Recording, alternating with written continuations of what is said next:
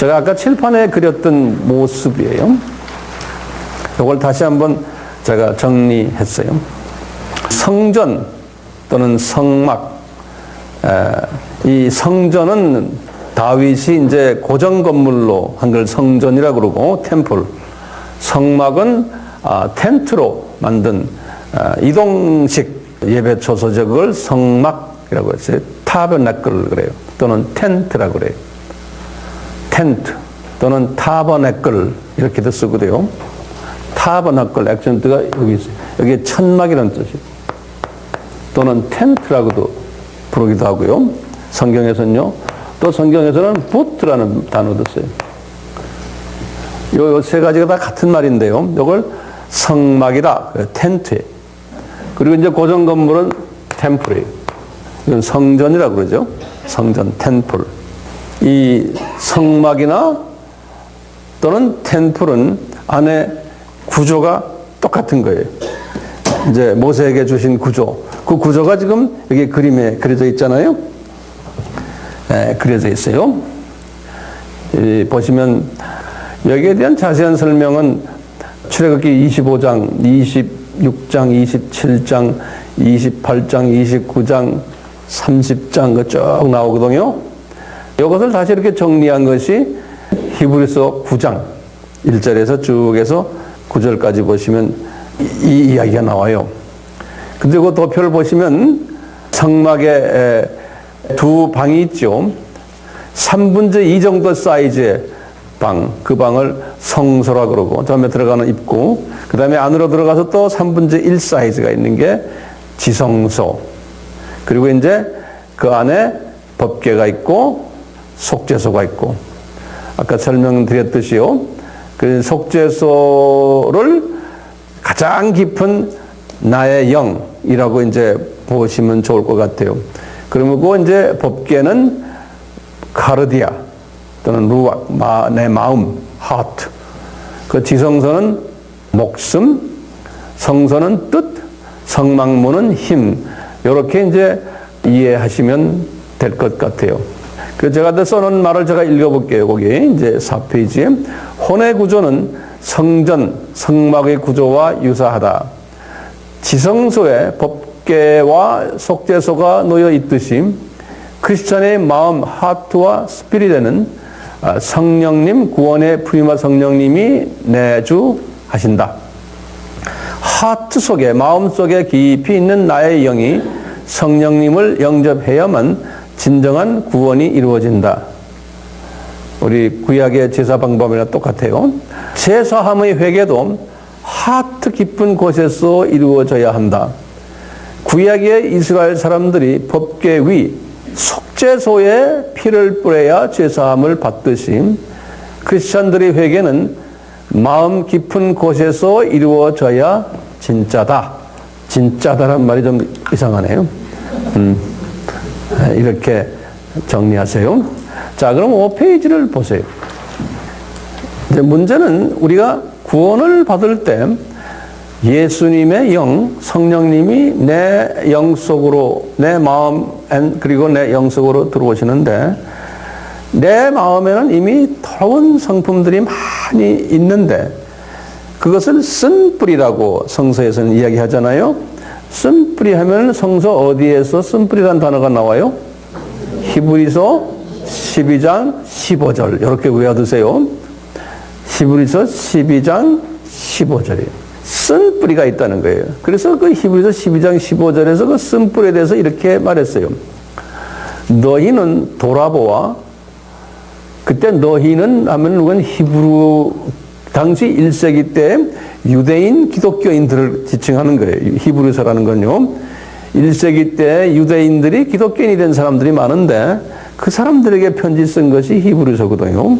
그래서 그분들 보고 이야기하는 건 너희는 돌아보아 하나님 은혜에 이르지 못하게 하는 자가 있는가 두려워하고 또 그 쓴 뿌리가 나서 괴롭게 하고 많은 사람이 이로 말미암아 더러움을 입을까 두려워하고 이런 말 썼어요. 이게 무슨 말이냐면요. 내 속에 더러운 사탄의 성품들을 쓴 뿌리라고 말했어요. 이게 왜냐하면 쓴 거예요. 근데 이게 뿌리가 내려가지고 오랫동안 있었다는 의미예요. 이게 그냥 하루아침에 있는 게 아니고 어릴 때부터 시작해서 그 더러운 쓴 뿌리가 네 하트에 있다는 거예요. 네 하트에. 그 하트에 있기 때문에 뿌리를 내리고 있는 거예요. 자리매김하고요. 기독교인들인데 이미 예수님을 영접한 사람들인데 이 쓴뿌리가 있다는 거예요. 그러니까 여기도 그랬어요. 쓴뿌리가 있기 때문에 이분들이 지금 쓴뿌리 때문에 지금 몇 가지 문제점을 여기다 제시를 했어요. 쓴뿌리가 있기 때문에 그 하나님의 은혜를 체험하지 못한다는 거예요. 바울은 항상 너희들에게 은혜와 평강이 있기를 했는데요. 하나님의 구원의 은혜로 내가 하나님의 자녀는 됐지만 그분이 매일 나에게 허락하시는 그 은혜를 체험을 못한다는 거예요. 그것을요. 그래서 두 번째는 그놈의 쓴뿌리가 뭐라고 그랬어요? 나를 괴롭힌다는 거예요.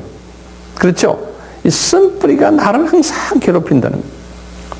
그 다음에 많은 사람이 너 때문에 더러움을 입게 된다는 거예요. 지금 성서에 보면 그렇게 써 있죠. 그러니까 첫째가 뭐예요? 쓴뿌리가 우리에게 방해되는 게 뭐예요? 첫째, 하나님의 은혜를 체험 못한다는 거예요. 두 번째는 나를 괴롭게 만든다는 거예요. 세 번째는 나 때문에 남이 괴로움을 당한다는 거예요. 이렇게 2000년 전에 기독교인들의 이런 모습이 있는데 그 당시는 그렇게 세상도 복잡하지 않았는데 그때도 사람들이 다 이 모양이니 지금은 말해서 뭐합니까? 지금은 이 IT 세대에 이게 뭐 우린 복잡하죠. 우리 마음이. 자, 그래서요. 이 쓴뿌리의 정리를 이렇게 한번 내려봤어요. 속사람은 뭡니까? 누가 말했어요? 속사람이란 말? 바울이 말했죠. 그 영어로 뭐라고 그래요? The innermost being.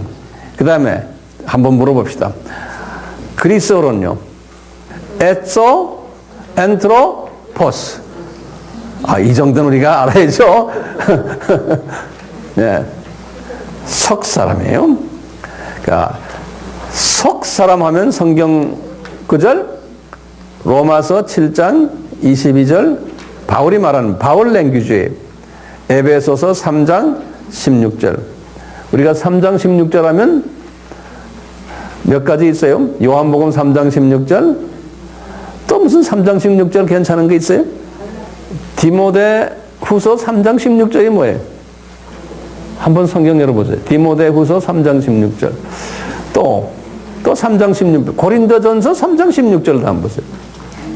네 몸이 하나님의 전인 줄을 알지 못하느냐. 그게 고린도전서 3장 16절이에요.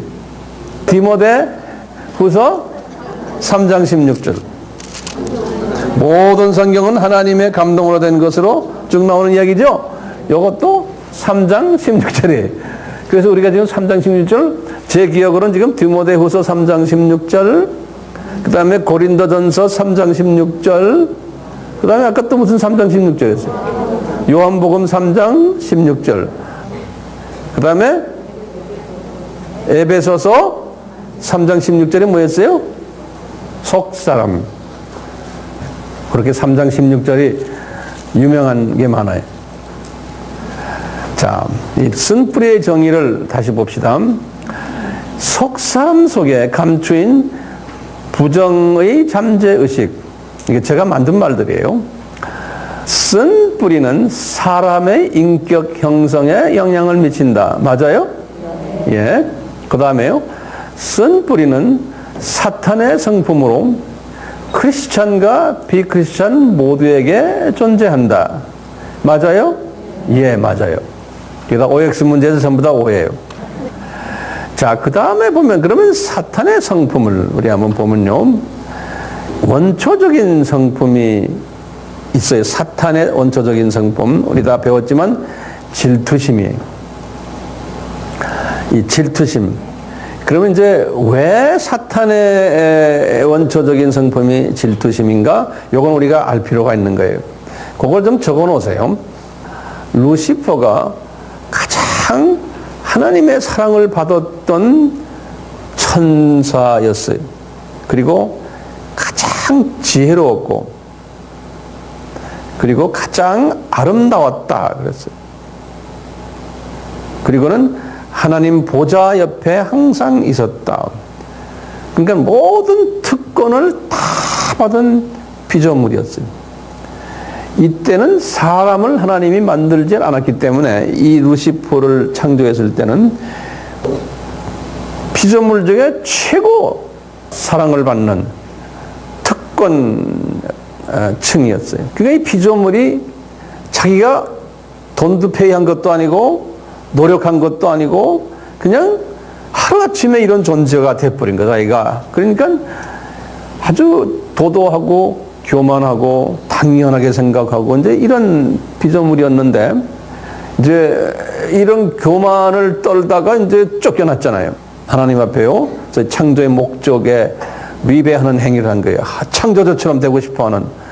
하나님이 쫓아내 버리니까 어떻게 됐느냐? 하나님이 이놈을 3층천에서 1층천, 2층천으로 쫓아내면서 아주 그냥 무시해버리고 나중에 사람을 만들어서 아담을 만든 후에 아담을 사랑하게 된 거예요. 하나님이. 그러니까 이 루시퍼가 거기에서 질투심이 생긴 거예요. 사랑을 많이 받다가 빼앗기면서 다른 피조물이 사랑을 받는 것에 대한 질투심인 거예요. 그래서 이제 이 질투심이 생겨가지고 하나님의 모든 피조물들을 파괴하는 일을 한 거예요. 파괴. 그래서 디스트로이어예요. 그리고는 피조물들과 하나님과의 관계를 분리시키는 일을 한 거예요. 세퍼레이터라고 그러죠. 요 이름이 마귀라는 이름인 거예요. 데블, 디아볼로스, 디아볼로스라는 헬라 말이 마귀라는 뜻이거든요. 이 마귀, 디아볼로스라는 그 의미가 뭐냐면 파괴자, 그 다음에 분리자 그러는 거예요. 그러니까 이 파괴 행위와 분리 행위는 어디에서 나온 거예요? 질투심에서 나온 거예요. 질투심에서. 그러니까 이 질투심은 어디에서 원천이 됐느냐? 루시퍼에게서 원천이 된 거예요. 그러니까 우리 마음속에 이 질투심이 태어날 때부터 태어난 태생적인 캐릭터예요. 우리가 태생적인 캐릭터. 그러니까 우리가 아이를 낳아보면 어머니도 알잖아요. 첫째 놈, 둘째 놈 둘이 질투하는 거. 그 보면 태생적인 캐릭터가 질투심이에요. 그러니까 우리가 성화된다는 게 뭐냐면요, 이 질투심을 완전히 뽑지는 못하지만 질투심이 어느 정도 나에게서 사라져버리면 무감각해지는 거예요. 이 질투심이 없어지는 거예요. 무감각이란 표현이 낫겠어요. 그러면 그 사람은 어느 정도 성화된 사람 같아요. 아담이 타락하고는 아담의 아들 중에 어느 놈이 질투심이 많았어요? 큰 아들 가인이 질투심이.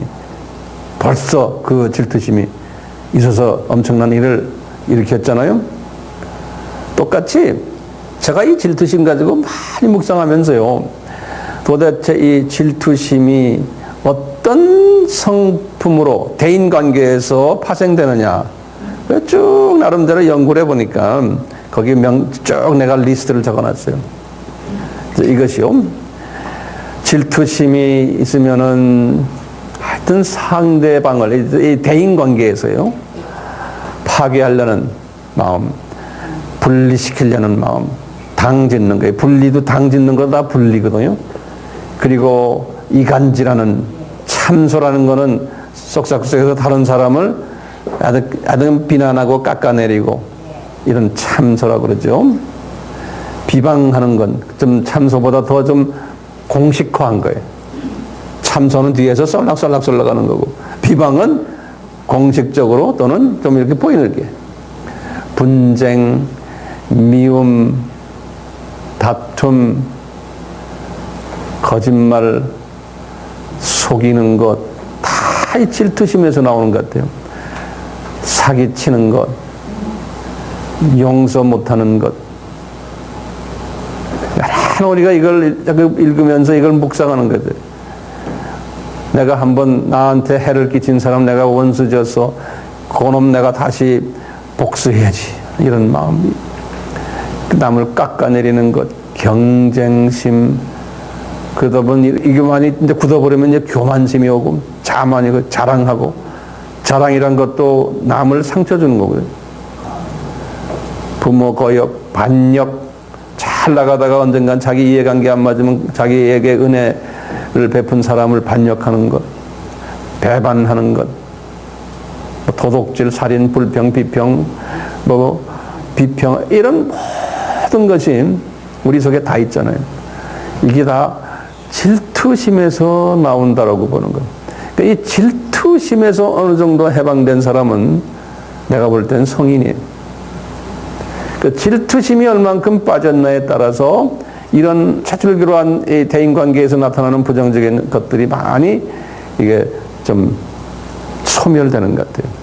그래서 이런 그 대인관계에서의 이런 부정적인 성품이 형성되다 보면은 자기 스스로가 이제 성품이 또 스스로의 성품이 형성되는데, 성품이 화도 내고 쉽게 화도 내고 또 근심 걱정이 많고 스트레스가 있고 좌절감도 있고 불안감, 배척한 마음, 그리고 나는 저 사람한테 항상 사람들에게 거절당한다라는 거절감, 죄의식,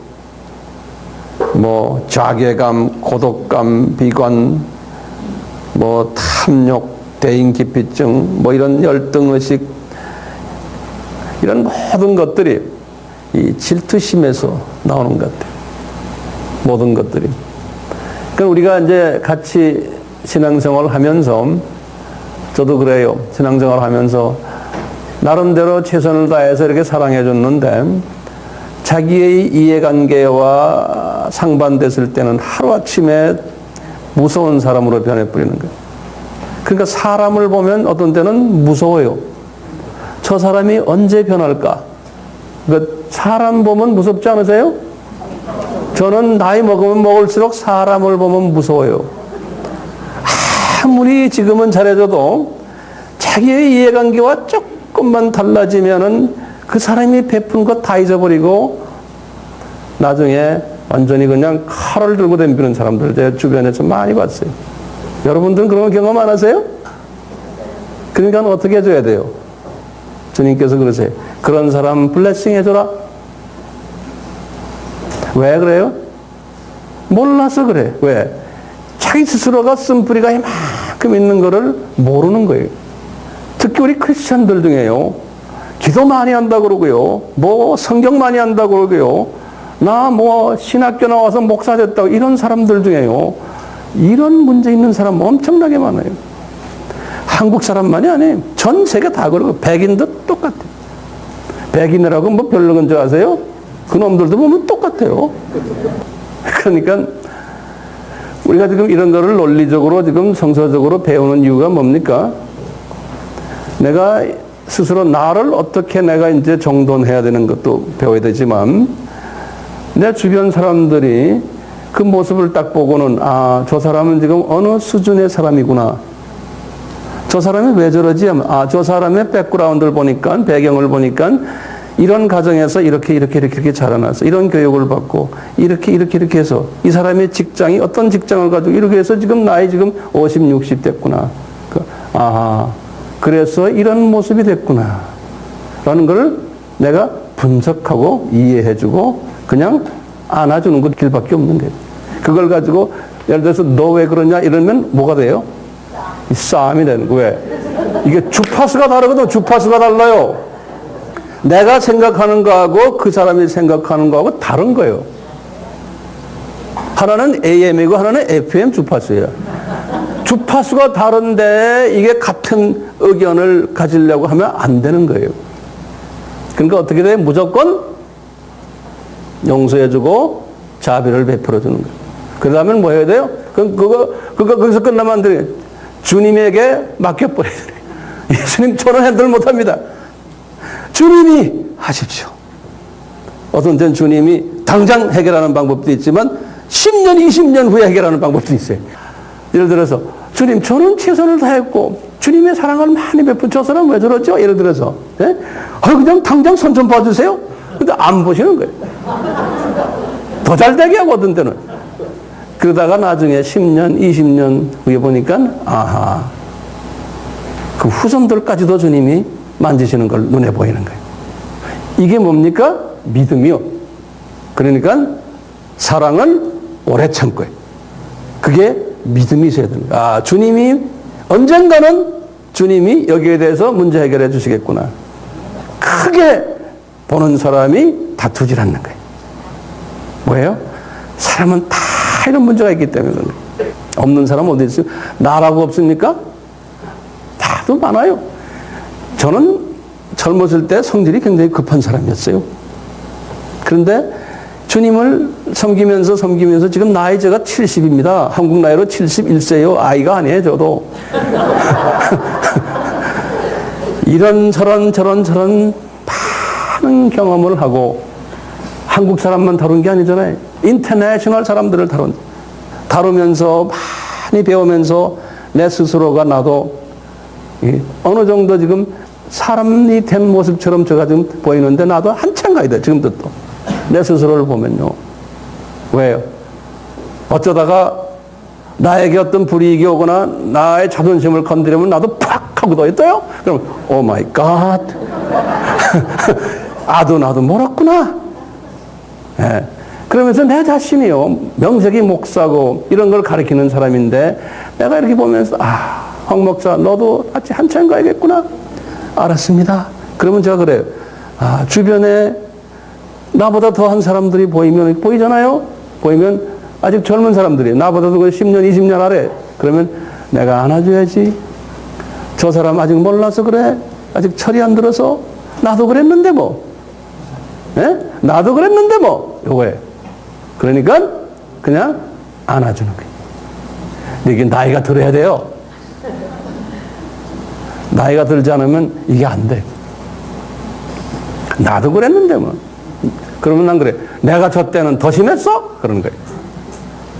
그러면서 내가 그것을 소화해버리는 거예요. 그러니까요, 나이 들면 들수록 더 젊어지는 거예요. 이렇게. 미운 사람이 많고 억울한 일들이 많으면 안 그래. 미운 사람을 내가 용서해주면은, 그리고 내 주변에 미운 사람이 없으면은, 이게 세월 거꾸로 가는구나. 요걸 제가 태독했어요.